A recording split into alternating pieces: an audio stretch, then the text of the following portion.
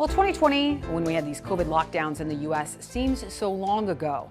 But it's the opposite in China. As we've reported, their zero COVID policy has had a strong grip on Shanghai the past several months. Now, things did start to ease this week, with Shanghai's businesses no longer needing to obtain government approval to reopen. But what economic impact are those lockdowns having? John Phipps joins us this weekend for John's World. The zero COVID or lockdown strategy by the Chinese government is slowing their economy. In a rare admission, officials there have lowered their GDP growth estimate significantly, almost totally based on cities that aren't working, especially ports.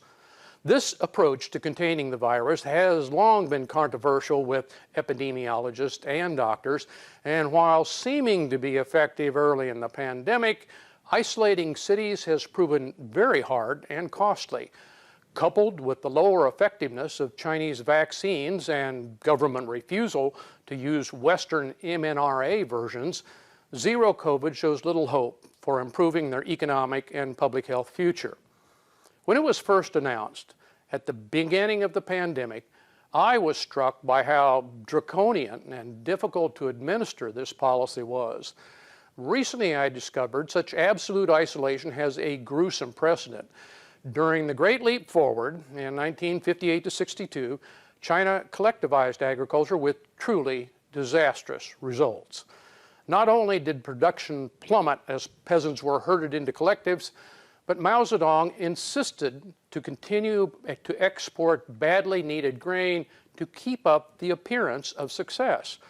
Of course, party officials were reporting grossly inflated harvest numbers to meet impossible goals demanded by the government. Over that time, historians have estimated 20 to 30 million Chinese starved, making it the largest man-made famine in history. Recent releases of local records have many historians raising that figure as high as 50 million unnecessary deaths. But medical experts have been puzzled why that famished population did not experience widespread plagues and diseases due to their weakened condition.